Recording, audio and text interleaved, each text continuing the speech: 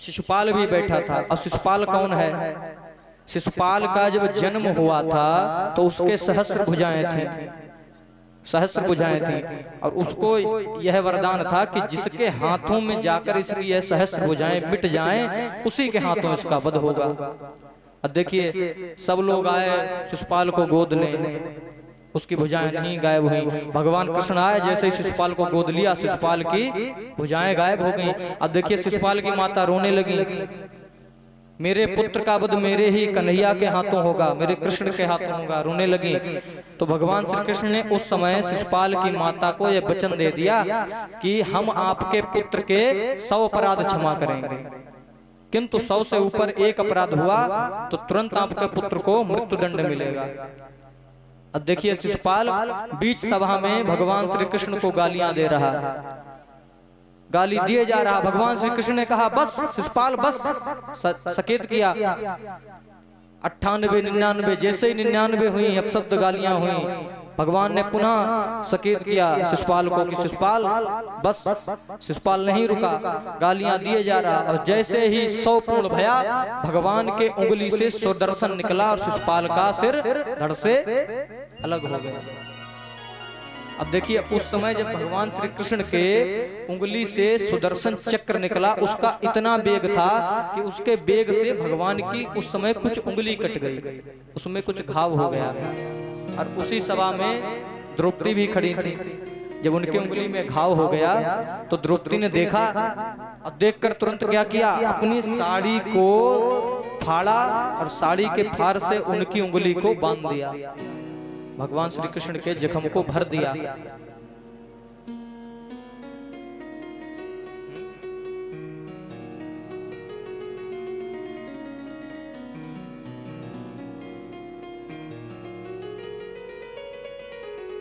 भगवान श्री कृष्ण के जब जख्म को भर दिया, अब देखिए भगवान श्री कृष्ण का वह जख्म तो भर गया धीरे धीरे, लेकिन वह जब भी देखते थे तो उनको अपनी बहन द्रौपदी की याद आ जाती।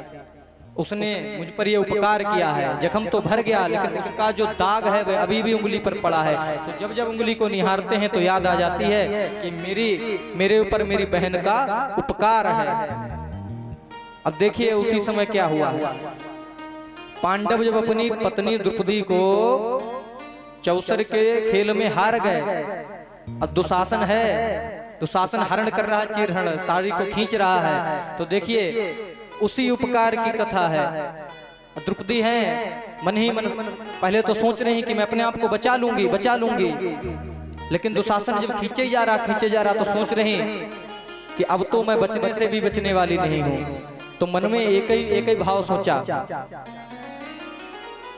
मन में तुरंत भाव आया कि इस मुसीबत में मेरे पति मुझे बचाए ना बचाए, मेरे घर का कोई सगा संबंधी मुझे बचाए या ना बचाए, किंतु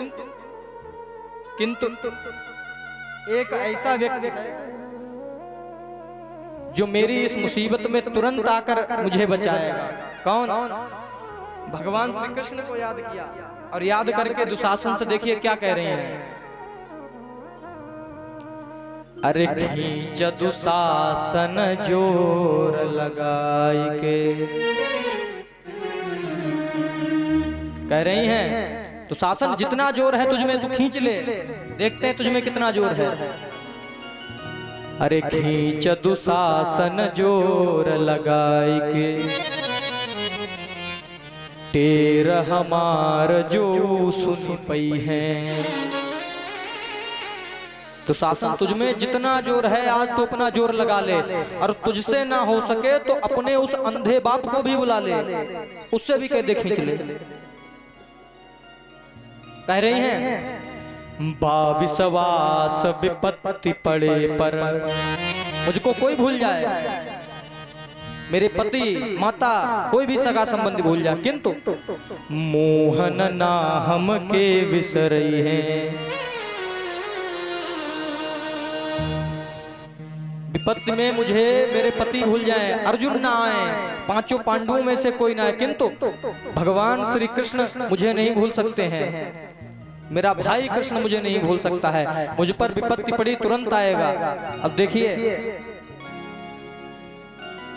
कह रही हैं, देर लगी न अबेर लगी, बिरना हिरना असधावल आई हैं।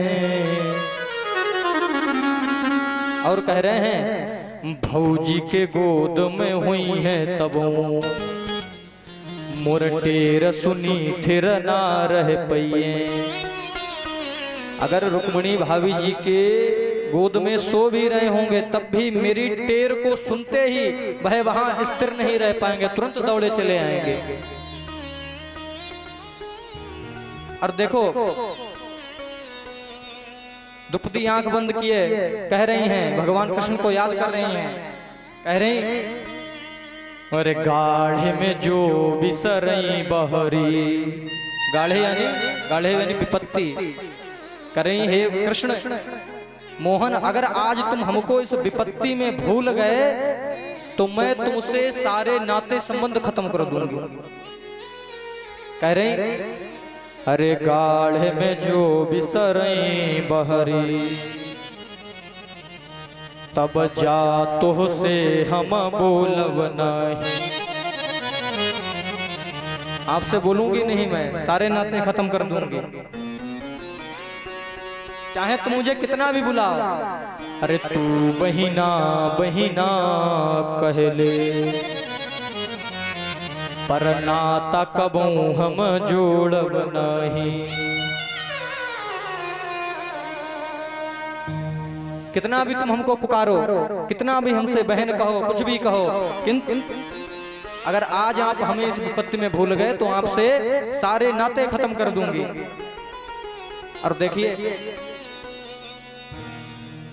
पहले जो रक्षाबंधन होता था, हम तो नहीं देखे हैं किंतु पूर्वजों से सुने हैं, हमारे दादा कहते थे कि पहले केवल धागा होता था, कलावा, कलावे से ही राखियां बांधी जाती थी। और कलावा से भी पूर्व जरई, जैसे गेहूं की हम लोग बालियां लगाते हैं कानों में, उसी प्रकार गेहूं की तरह जरई कहते हैं। जरई बोया जाता था ताल में, जहां पर चीकट मिट्टी होती थी उसमें बो देते थे तो जल्दी उगाता था, 7 दिनों में बहुत जल्दी उगाता था। सावन में जब झूले पड़ते हैं हम लोग जौ को बोते हैं थालियों में, उसके बाद में जल में उनको प्रवाहित करते हैं। उसी प्रकार जरई बोई जाती थी और उसी की पतली पतली धागे बनाए जाते थे, तो बहनें वही भाइयों के कलाई पर उसकी राखी बांधती थी। अब देखिए द्रौपदी कह रही हैं, सावन में तोहे बांधे बंधे, जरई कभू ताल में बोरब नहीं। जरई को ताल में नहीं इस बार डुबोंगी। और पूस में जो खिचड़ी लेके ये, भले सड़ी जाए मुंह खोलब नहीं। खिचड़ी का त्योहार सुना है, खिचड़ी लेकर जाते हैं भाई। कह रही हैं कि पूस में जो तुम खिचड़ी लेकर आओगे चाहे सड़ जाए लेकिन खाऊंगी नहीं, सारे संबंध नाते खत्म कर दूंगी अगर आज मुझे इस विपत्ति में भूल गए। अब देखिए जैसे ही द्रौपदी की इस टेर को सुना है, भगवान श्री कृष्ण की स्थिति क्या हुई है। आकाश में बड़ा ही सुंदर दृश्य है। कैसा दृश्य? अरे आगे से चीर बढ़े नभ में, आगे से चीर बढ़े नभ में। कौन सा चीर? ये वही चीर है जो भगवान श्री कृष्ण के उंगली पर द्रौपदी ने बांधा था जब उनकी उंगली कट गई थी। वही चीर है जो चीर आज भगवान श्री कृष्ण से भी आगे दौड़ रहा है। द्रौपदी को इस अवस्था में देखकर आज चीर भगवान श्री कृष्ण से भी आगे दौड़ रहा है। आगे से चीर बढ़े नभ में और उकरे पिछवा दौड़े ले मुरारी। बात हमारी समझ में आ रही है? हम भोजपुरी गा रहे हैं, बनारस में रहते हैं तो इसलिए हिंदी बता रहे हैं। देखिए आगे आगे वही चीर चल रहा है नभ में, और उसके पीछे दौड़े ले मुरारी, भगवान श्री कृष्ण उसके पीछे दौड़ रहे हैं। आज चीर इतनी देर दौड़ रहा है, भगवान श्री कृष्ण से भी आगे दौड़ रहा है। और देखिए आज कन्हैया भगे तना उनका के न छू पौले उरगारी। उरगारी कहें तो गरुण, गरुण जी भगवान श्री कृष्ण के, भगवान श्री हरि के वाहन हैं। गरुण जी का जो वेग है वह मन की गति से भी अधिक है। कहें तो आप यहाँ बैठे और यहाँ बैठकर अभी आप अमेरिका जाने की सोचें तो यही समझो कि जैसे आपने सोचा उससे पूर्व, उससे पहले गरुड़ जी वहां पहुंच जाएंगे, इतना वेग है गरुड़ जी का। और देखिए जो मन की गति से भी चले, क्योंकि भगवान श्री हरि का गरुड़ वाहन इसलिए है, उनका भक्त कब किस समय विपत्ति में उनको बुला दे, गरुड़ जी जो वाहन है तुरंत वहां पहुंच जाएंगे। लेकिन आज कन्हैया भगे इतना उनका के न छू पौले उरगारी। उनको आज गरुण भी उनके पीछे रह गया है, आज गरुण भी भगवान श्री कृष्ण के पीछे रह गया, उनको नहीं पकड़ पाया है। और भगवान श्री कृष्ण से आगे आगे वह चीर चल रहा है द्रौपदी के रक्षा के लिए। और देखिए दृश्य कैसा है, अरे तीन विमान उड़े नभ में, तीन विमान उड़े नभ में, अगबा के बड़े यह होड़ लगाए। ऐसा लग रहा कि तीन विमान चल रहे हैं आकाश में और तीनों में यह होड़ लगी है, कौन आगे है कौन पीछे है पता ही नहीं चल रहा, कभी कोई आगे कभी कोई पीछे।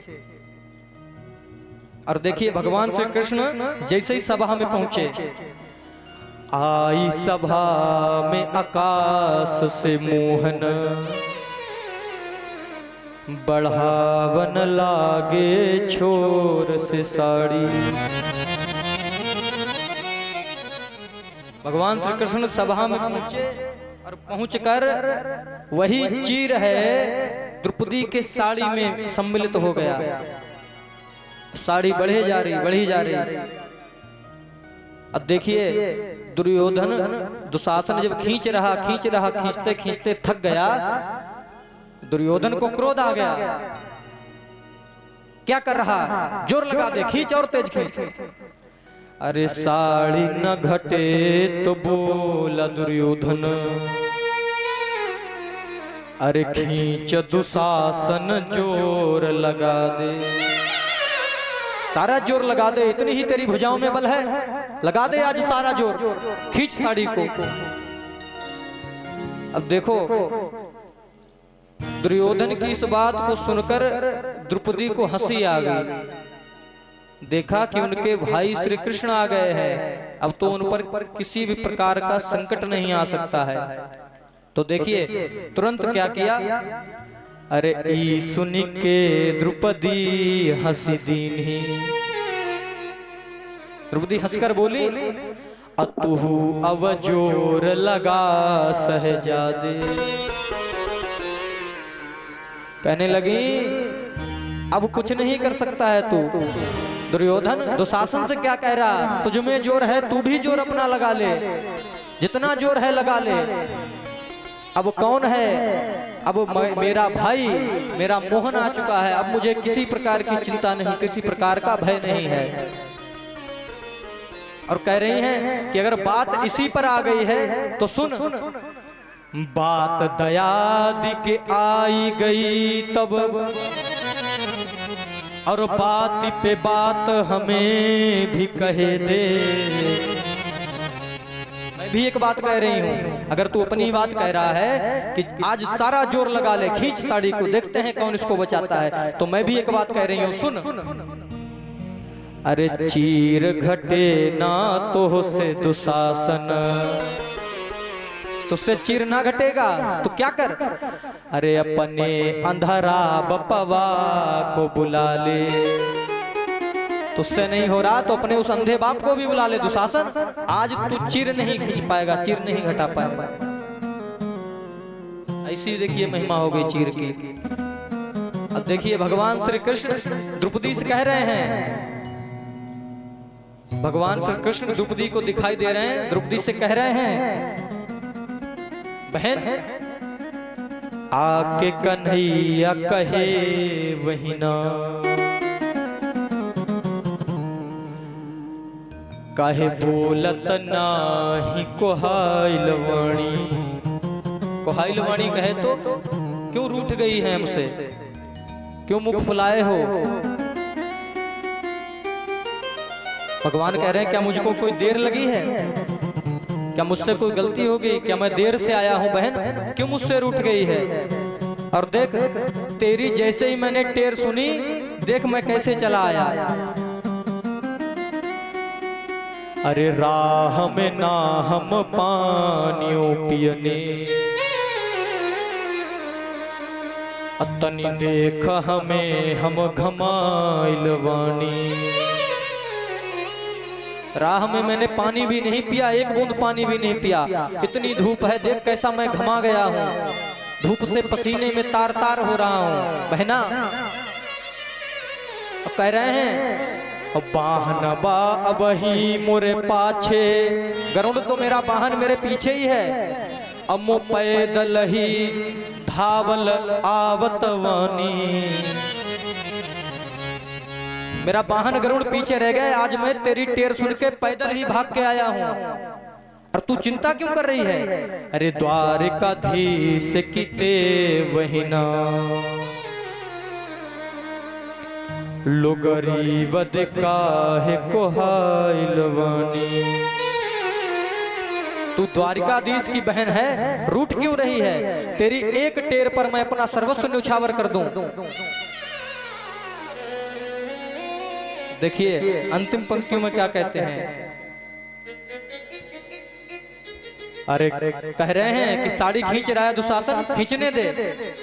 खींच दे साड़ी मो देखत वानी, खींचने दे साड़ी को। देखते हैं कौन आज कितना बड़ा धुरंधर है। मैं देख रहा हूं तुझे, मैं बचा रहा हूं, देखते हैं आज कौन तुझे विवस्त्र करता है। अरे खींच दे साड़ी मो देखत